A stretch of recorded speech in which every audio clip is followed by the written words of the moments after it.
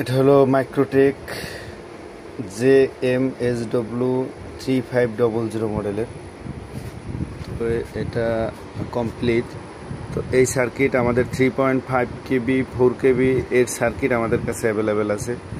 যদি কারো প্রয়োজন হয় আমাদের কাছে অবশ্যই যোগাযোগ করবেন। এটা হলো আইজিবিটির ড্রাইভের কার্ড।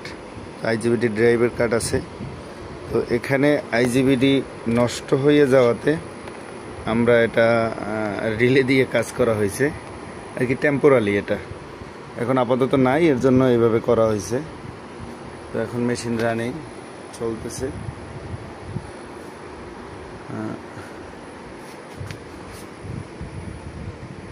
কোনো সমস্যা নাই, চার্জিং টার্জিং সব ওকে।